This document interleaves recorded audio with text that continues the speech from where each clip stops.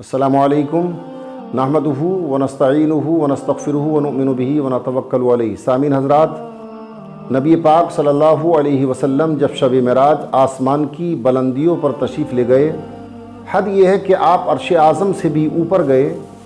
آپ نے جہنم کو بھی ملاحظہ فرمایا، آپ نے جنت کو بھی دیکھا۔ آقا ارشاد فرماتے ہیں کہ جب میں نے جہنم کو دیکھا اور اس کے بعد جہنمیوں کو دیکھا تو آقا فرماتے ہیں کہ جہنم کے اندر میں نے عورتوں کو زیادہ دیکھا۔ اللہ اکبر۔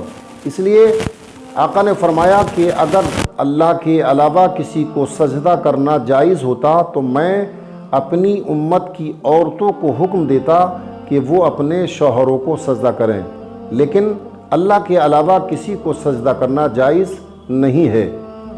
سامعین حضرات، آج ایسا دور چل رہا ہے کہ عورت اپنے شوہر کا کہنا ماننے کے لیے تیار نہیں ہے۔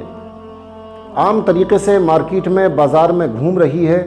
آقا نے ارشاد فرمایا کہ اگر شوہر اپنے کسی جائز کام کے لیے، اپنی خواہش کے لیے اگر اپنی بیوی کو بلاتا ہے اور وہ بیوی اس کے پاس نہیں آتی ہے تو آقا فرماتے ہیں پوری رات اللہ اور اس کی رحمت کے فرشتے اس عورت پر لعنت بھیجتے رہتے ہیں، یہاں تک کہ اگر وہ روزے پر روزہ رکھے، نفل پر نفل ادا کرے، سنت و واجبات ادا کرتی رہے، آقا فرماتے ہیں اس کی نماز، اس کا روزہ، اس کی کوئی بھی عبادت اللہ کریم قبول نہیں فرماتا۔ اس کے لیے بہتر یہ ہے کہ وہ اپنے شوہر کی تابعداری کرے، فرما برداری کرے، اس کے بعد اللہ کی عبادت اگر کرتی ہے تو اللہ اس سے خوش ہو جاتا ہے۔ شوہر کا کہنا ماننا یہ عورت کے لیے بہت ضروری ہے۔ سامعین حضرات، حدیث پاک میں ایک روایت ملتی ہے کہ اللہ کے رسول صلی اللہ علیہ وسلم کی ایک بہت ہی مقدس صحابی ہیں، وہ سفر پر جاتے ہیں، تجارت کے واسطے جاتے ہیں تو اپنی بیوی سے کہتے ہیں بیوی میں تجارت کے واسطے باہر جا رہا ہوں، لہٰذا جب تک میں واپس نہ آ جاؤں ہرگز تم اپنے مکان سے دوسرے مکان میں مت جانا۔ سامعین حضرات، روایت کہتی ہے کہ ان کی بیوی کے جو والدین تھے وہ نیچے والی منزل پر رہتے تھے اور ان کی بیوی اوپر والی منزل پر رہا کرتی تھی۔ غور فرمائیں کہ یہ صحابی چلے جاتے ہیں اور اتفاق کہ ان کی بیوی کے جو والد تھے وہ نیچی والی منزل میں رہتے تھے، وہ بیمار پڑ جاتے ہیں۔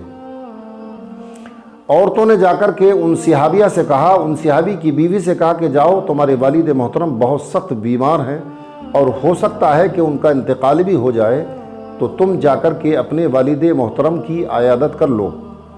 لیکن وہ صحابیہ کہتی ہیں کہ آپ اللہ کے رسول صلی اللہ علیہ وسلم کی بارگاہ میں جائیے اور آپ ان سے اجازت لے کر کے آئیے کہ میں اپنے شوہر کے حکم کے بغیر اپنے والد کی عیادت کو جا سکتی ہوں یا نہیں۔ حضور کی بارگاہ میں ایک شخص پہنچا اور اس نے عرض کی سرکار یہ معاملہ ہے۔ آقا فرماتے نہیں، شوہر کا حکم ماننا یہ عورت کے لیے واجب ہے، لہٰذا وہ ہرگز اپنے والد کی عیادت نہیں کر سکتی۔ المختصر یہ ہے سامعین حضرات کہ ان کے والد کا انتقال ہو جاتا ہے۔ پھر کہنے والے نے کہا کہ جاؤ اب تو تمہارے والد اس دنیا سے جا چکے ہیں، انتقال فرما چکے ہیں، لیکن وہ صحابیہ پھر وہی کہتی ہے کہ آپ اللہ کے رسول کی بارگاہ میں جائیے اور پوچھ کر کے آئیے، اللہ کے رسول اگر اجازت دے دیں تو میں اپنے والد کا دیدار کر سکتی ہوں۔ جانے والا گیا، لیکن اللہ کے رسول نے پھر وہی جواب دیا کہ شوہر نے جب اجازت نہیں دی ہے تو وہ ہرگز اپنے والد کی عیادت کو نہیں جا سکتی۔ سامعین حضرات، بالآخر ان کے والد محترم کا کفن اور اس کے بعد دفن ہو جاتا ہے، لیکن رات کو وہ صحابیہ کیا دیکھتی ہیں کہ اپنے والد کو جنت کے باغ و بہار میں دیکھتی ہیں۔ سبحان اللہ۔ دیکھنے کے بعد اپنے والد سے عرض کرتی ہے میرے ابا حضور کیسا معاملہ آپ کے ساتھ رہا؟ تو وہ کہتے ہیں بیٹی میں جنت آ گیا ہوں، اللہ نے مجھے تمہاری وجہ سے جنت عطا فرمائی ہے۔ اللہ اکبر، تمہاری وجہ سے جنت ملی ہے۔ وہ بیٹی کہتی ہے ابا حضور میں نے تو آپ کی شکل بھی نہیں دیکھی۔ تو ان کے والد محترم کہتے ہیں بیٹی جب میرا انتقال ہو گیا تو اللہ نے فرشتوں سے ارشاد فرمایا میرے فرشتوں اس بندے کو بے حساب و کتاب جنت دے دو، اس لیے کہ اس نے اپنی بیٹی کو میرے نبی پاک صلی اللہ علیہ وسلم کے فرمان پر عمل کرایا ہے۔